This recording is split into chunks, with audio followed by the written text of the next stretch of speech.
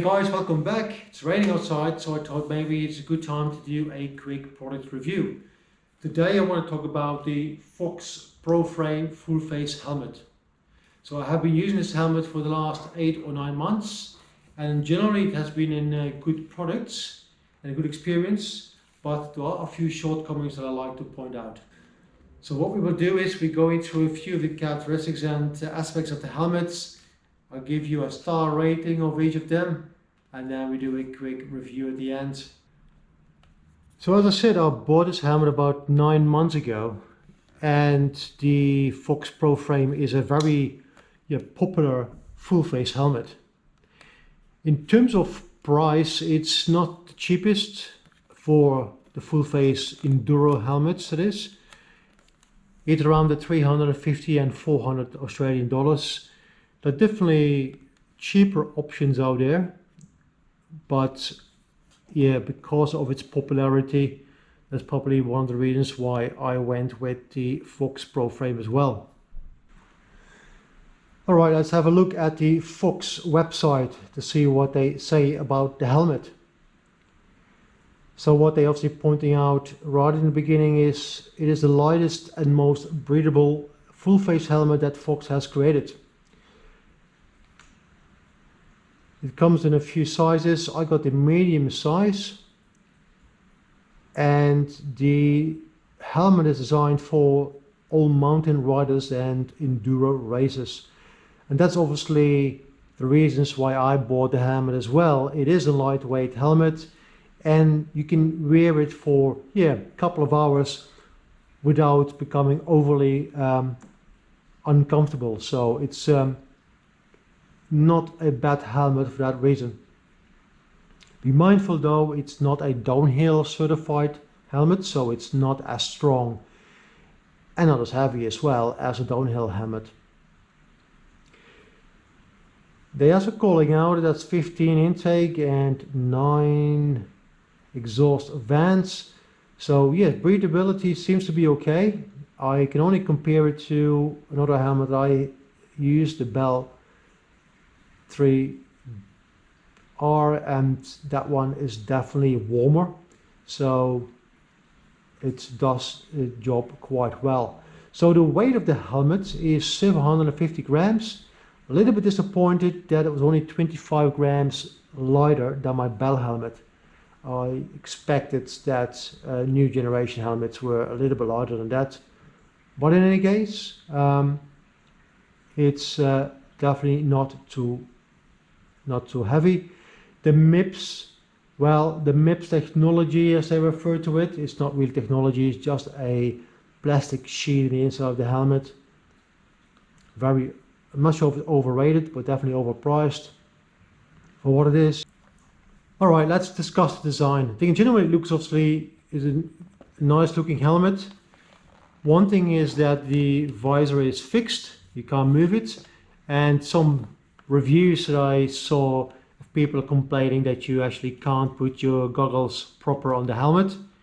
That's true, there's not much space, and these plastic bits of the visor will actually push the goggles off, so it might be not as easy in use for that purpose as with other helmets.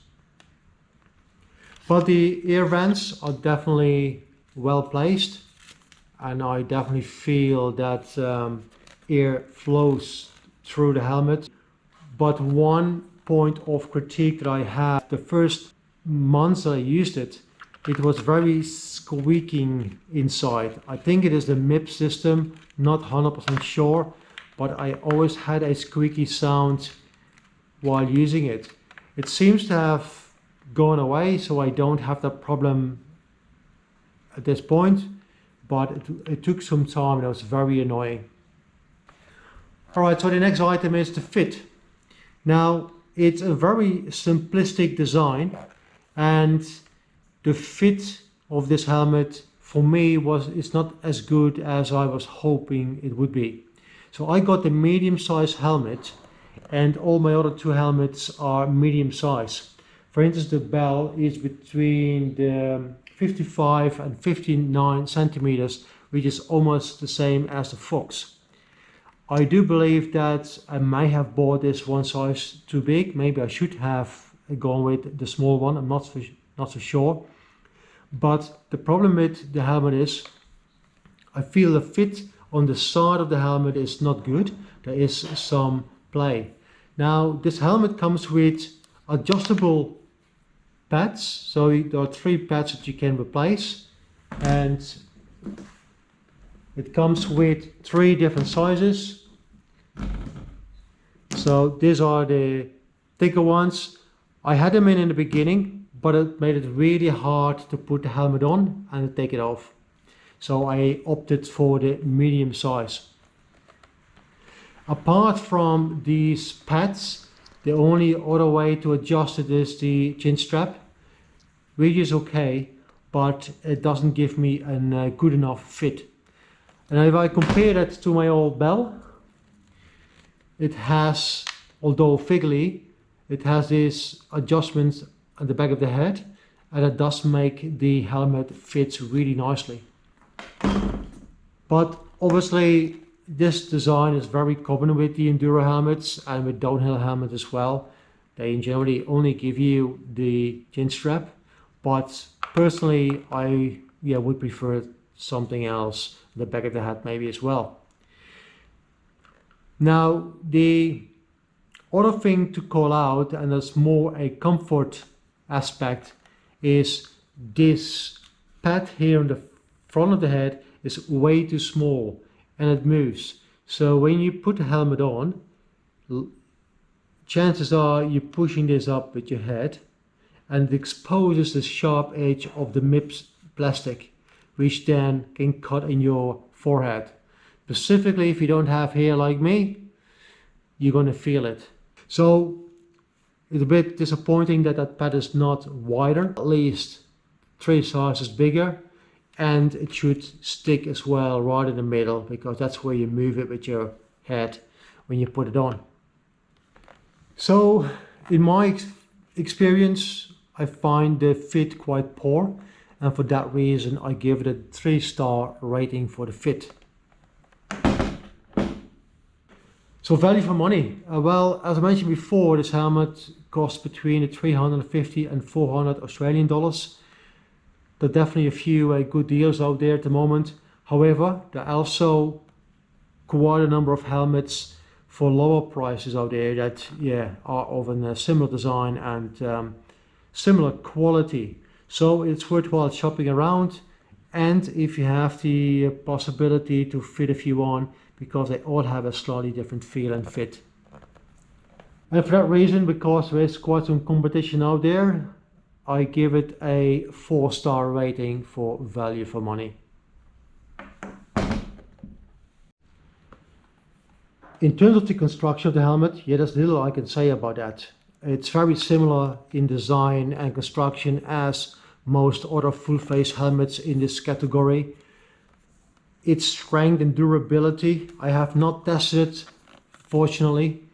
I do know from a few riders that did have a stack that it did the job well, but I just assume it's strong enough to protect you on average trails. But as I mentioned before, it is definitely not a downhill certified helmet, so it is not as strong in its construction and as heavy in its construction as downhill helmets are. Well guys, that wraps up my quick review of the Fox Proframe Full Face helmet. Overall, I'm going to give it a 3-star rating, and the reasons are primarily because of the poor fit. The chin bar area does not give me a good fit on my head, so again, could well be that I have a size too big, but generally there are not too many ways of making this helmet fit really snug. The other observation is this very tiny pad on the front of the helmet, which exposes the sharp edge of the MIPS plastic, which can cut potentially, or at least annoy your skin. Otherwise, I probably would not recommend the helmet or buy it again if I'm in the market for it.